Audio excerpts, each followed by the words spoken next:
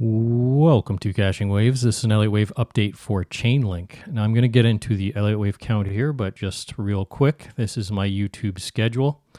If it interests you to follow along these assets, be sure to subscribe to the channel. Now let's get into the count. We're going to start out on the daily. So since our significant low at 476, have this as a 5-wave move to the upside. Nice separation for our third wave.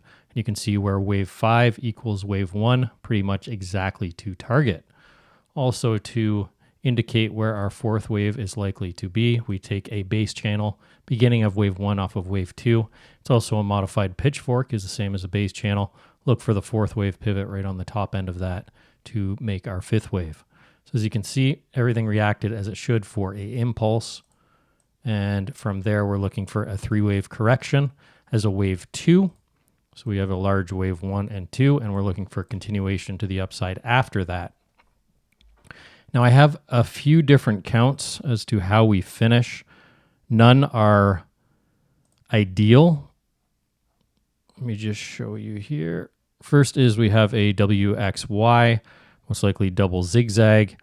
And from this low, we have a very ugly wave 1 and 2, which is very extended in time. Now, last video, we were looking for this to be a diagonal, which would have been ideal, and we come back for a wave 2 and just go. It was the most likely thing at that time, as you can see, but wave 3 is now the shortest. So it's not valid anymore as a diagonal. So if we pull from this wave 3, you can see our wave 5 is longer. So this cannot be a diagonal anymore.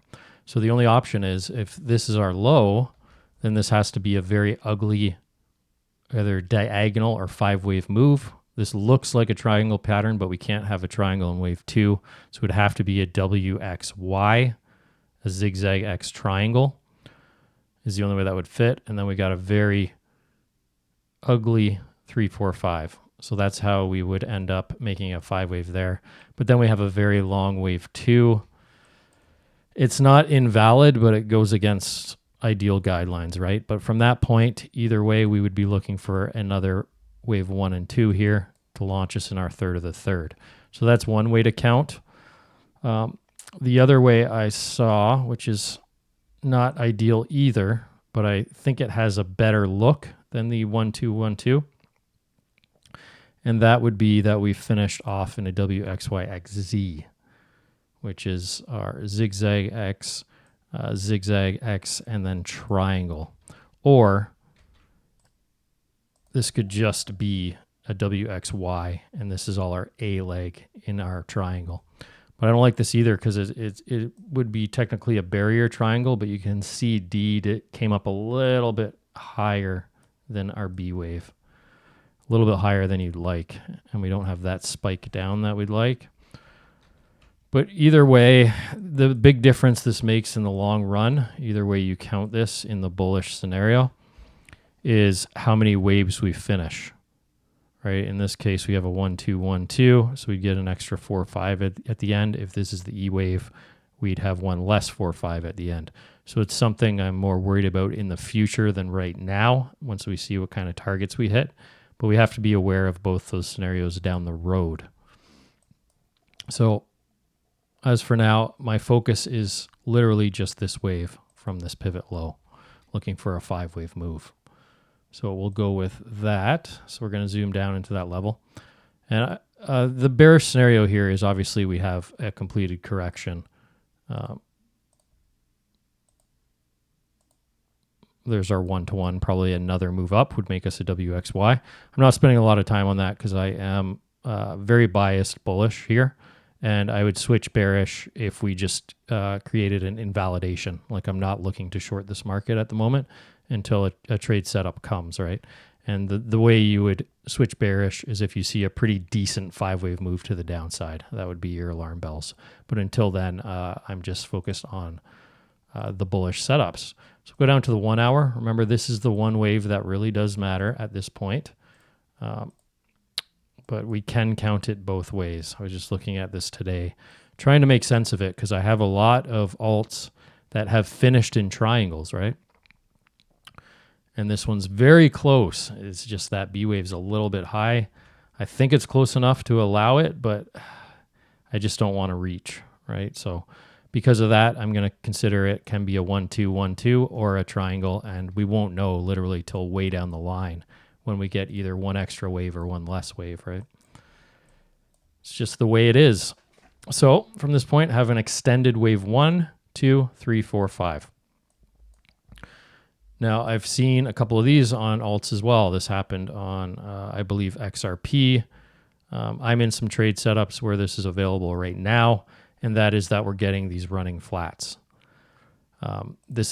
Becomes my default. If you've been watching for a while, you know when we turn into alt season, my default becomes running flats.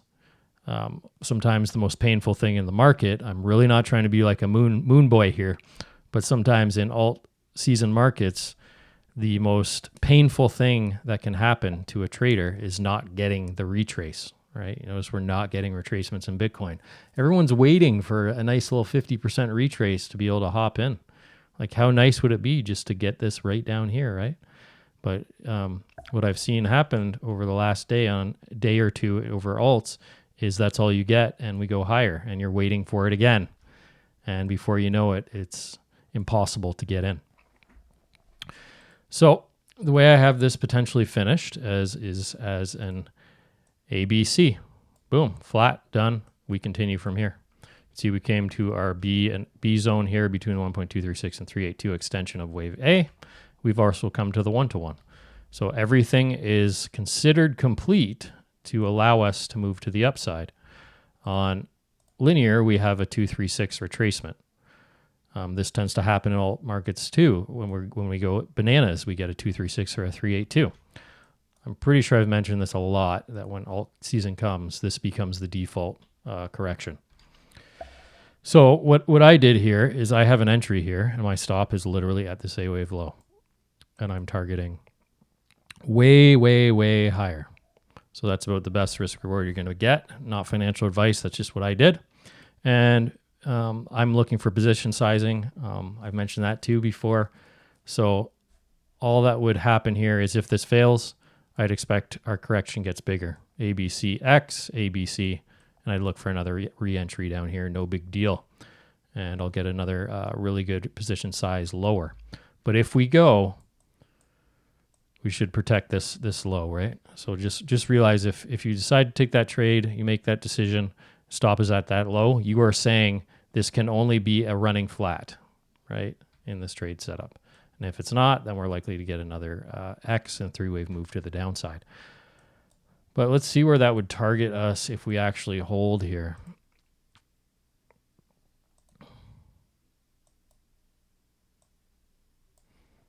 By the way, if you watched my XRP video yesterday, that's most likely what happened.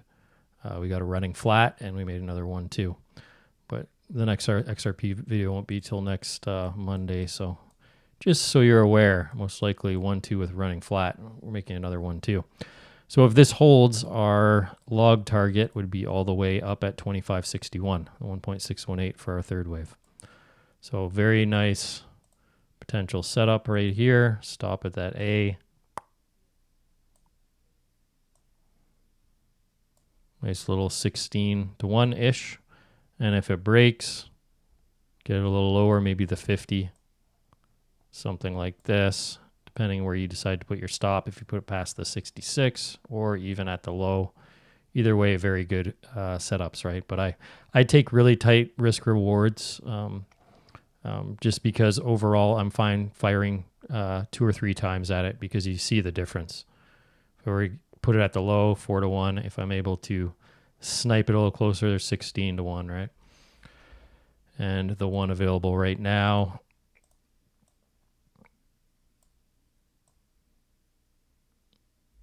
yeah, 19-20-1, as you can see. But anyways, that's my count, guys. Invalidation is at 10.07. If this fails, I expect this Y wave, and I will be looking for a re-entry. The question at the end of the day is this a triangle and we finish here? Or is this a very ugly 1-2 and we're nesting 1-2s, right? The difference will be if we get an extra 4 or 5 later on. Okay, so again, if you're interested in daily updates, I have a private Discord. Link is in the description. I'm adding to this list of how much I update every day, as well as you get an exclusive Blowfin link in the Discord. And what that is for members of my Discord, you get a 20% rebate for life on trading fees, paid out daily every time you take a trade. And if you just want the YouTube bonus there, you get 5% rebate for life, as well as a $300 deposit bonus. All right, guys, so that's it for this one. Thanks for watching. I will see you on the next one.